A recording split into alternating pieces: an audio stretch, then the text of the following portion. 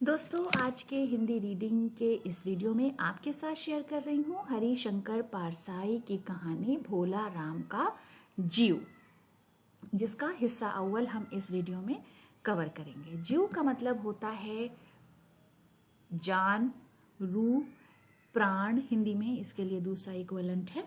तो भोला राम की जान आप कह सकते हैं, रूह कह सकते हैं। ऐसा कभी नहीं हुआ था। धर्मराज लाखों वर्षों से असंख्य आदमियों को कर्म और सिफारिश के आधार पर स्वर्ग या नरक में निवास स्थान अलॉट करते आ रहे थे। तो लाखों वर्षों से यानी सालों से असंख्य, जिसकी कोई गिनती ना हो, मुताद्दिद। कर्म का मतलब है आमाल, आधार का मतलब है बुनियाद, स्वर्ग का मतलब है जन्नत, नर्क का मतलब है दोजख, निवास स्थान है रहने की जगह। निवास कहते हैं रहना, या घर को भी कहते हैं। स्थान का मतलब है जगह। पर ऐसा कभी नहीं हुआ था। सामने बैठे चित्रगुप्त बार बार चश्मा पोंछ, बार बार थूक के पन्ने पलट रजिस्टर पर रजिस्टर देख रहे थे। गलती पकड़ में ही नहीं आ रही थी। आखिर उन्होंने खींच कर रजिस्टर इतने जोर से बंद किया कि मक्खी चपेट में आ गई, खींचकर झुंझलाकर। उसे निकालते हुए वो बोले, महाराज रिकॉर्ड सब ठीक है। भोला राम के जीव ने यानी रूह ने 5 दिन पहले देह त्यागी और यमदूत के साथ इस लोक के लिए रवाना भी हुआ। तो जीव है रूह या जान। देह का मतलब है जिस्म, त्यागने का मतलब है छोड़ना। यमदूत है मौत का फरिश्ता। लोक है दुनिया। और यहाँ अभी तक नहीं पहुंचा। धर्मराज ने पूछा, वो दूत यानी फरिश्ता कहाँ है? महाराज हुजूर, वो भी लापता है। इसी समय दरवाजा, द्वार का समय, वक्त, द्वार का मतलब है दरवाजा। इसी समय द्वार खुले और एक यमदूत बदहवास वहां आया। उसका मौलिक कुरूप चेहरा परिश्रम, परेशानी और भय के कारण और भी विकृत हो गया था। मौलिक का मतलब होता है बुनियादी, कुरूप का मतलब है बदसूरत, परिश्रम का मतलब है मेहनत, भय का मतलब खौफ के कारण की वजह से, विकृत का मतलब खौफनाक। तो उसका जो बुनियादी बदसूरत चेहरा था वो मेहनत, परेशानी और खौफ की वजह से और भी खौफनाक हो गया था। उसे देखते ही चित्रगुप्त चिल्ला उठे, अरे तू कहाँ रहा इतने दिन? भोला राम का जीव कहाँ है? यमदूत हाथ जोड़कर बोला, दया निधान यानी दया करने वाले, रहम करने वाले, मैं कैसे बतलाऊं कि क्या हो गया। आज तक मैंने धोखा नहीं खाया था, पर भोला राम का जीव मुझे चकमा दे गया। 5 दिन पहले जब जीव ने भोला राम का देह त्यागा, देह का मतलब जिस्म, त्यागा का मतलब छोड़ा, तब मैंने उसे पकड़ा और इस लोक की यात्रा यानी सफर, आरंभ का मतलब शुरुआत की।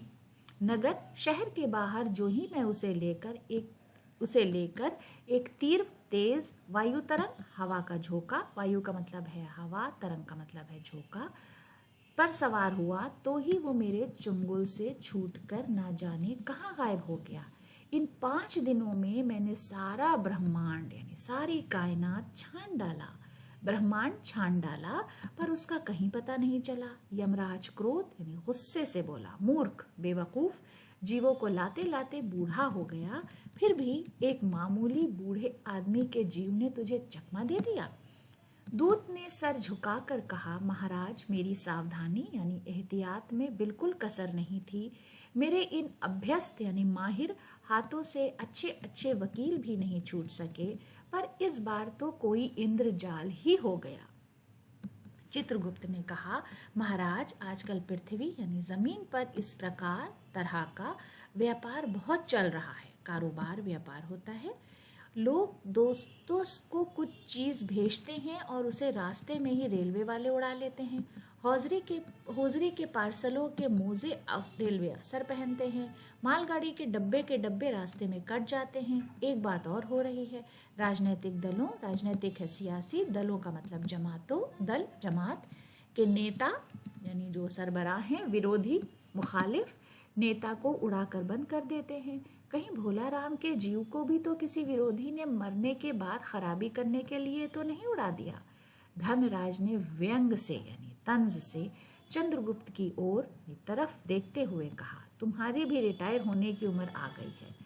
भला भोला राम जैसा नगण्य यानी बेजरर दीन आदमी, कमजोर आदमी से किसी को क्या लेना देना। इसी समय वक्त कहीं से घूमते घामते नारद मुनि यहाँ आ गए।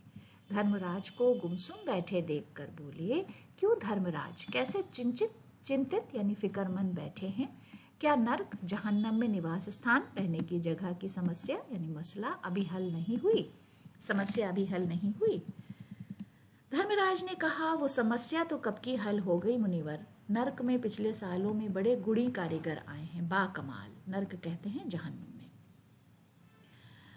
कई इमारतों के ठेकेदार हैं जिन्होंने पूरे पैसे लेकर रद्दी इमारतें बनाई। बड़े बड़े इंजीनियर भी आ गए हैं जिन्होंने ठेकेदारों से मिलकर पंचवर्षीय योजनाओं का पैसा खाया। ओवरसीयर है जिन्होंने उन मजदूरों की हाजिरी भरकर पैसा हड़पा जो कभी काम पर गए ही नहीं। इन्होंने बहुत जल्दी नर्क यानी जहन्नुम में कई इमारतें तान दी हैं। वो समस्या तो हल हो गई है, पर एक बड़ी विकट यानी अजीब उलझन आ गई है। भोला राम नाम के एक आदमी की 5 दिन पहले मृत्यु कहते हैं इंतकाल को, मृत्यु हुई। उसके जीव को ये दूत यहाँ ला रहा था कि जीव इसे रास्ते में चकमा यानी धोखा देकर भाग गया। इसने सारा ब्रह्मांड छान डाला पर वो कहीं नहीं मिला। अगर ऐसा होने लगा तो पाप और पुण्य का भेद ही मिट जाएगा। पाप का मतलब है गुनाह, पुण्य का मतलब है सवाब, भेद का मतलब है तफरीक। तो अगर ऐसा होने लगा तो गुनाह और सवाब की तफरीक या फर्क ही मिट जाएगा। नारद ने पूछा, उस पर इनकम टैक्स तो बकाया नहीं था, हो सकता है उन लोगों ने रोक लिया हो। चित्रगुप्त ने कहा, इनकम होती तो टैक्स होता, भुखमरा था। नारद बोले, मामला बड़ा दिलचस्प है। अच्छा, मुझे उसका नाम पता तो बताओ, मैं पृथ्वी पर जाता हूँ। पृथ्वी का मतलब जमीन पर। चित्रगुप्त ने रजिस्टर देखकर बताया, भोला राम नाम था उसका। जबलपुर शहर के धमापुर मोहल्ले में नाले के किनारे एक 1.5 कमरे टूटे फूटे मकान में वो परिवार समेत रहता था। परिवार का मतलब होता है खानदान। उसकी एक स्त्री का मतलब होता है औरत, और यहाँ पर बीवी के लिए इस्तेमाल हुआ है। उसकी एक स्त्री थी, 2 लड़के और 1 लड़की। उम्र लगभग कहते हैं तकरीबन को 60 साल। सरकारी नौकर था, 5 साल पहले रिटायर हो गया था। मकान का किराया उसने 1 साल से नहीं दिया, इसलिए मकान मालिक उसे निकालना चाहता था। इतने में भोला राम ने संसार छोड़ दिया। आज 5वां दिन है। बहुत संभव मुमकिन है कि अगर मकान मालिक वास्तविक यानी असली मकान मालिक है तो उसने भोला राम के मरते ही उसके परिवार को निकाल दिया होगा। इसलिए आपको परिवार की तलाश में काफी घूमना पड़ेगा। माँ बेटी के सम्मिलित यानी मिले जुले क्रदन मातम से ही नारद भोला राम का मकान पहचान गए। द्वार यानी दरवाजे पर जाकर उन्होंने आवाज लगाई, नारायण नारायण। लड़की ने देखकर कहा, आगे जाओ महाराज।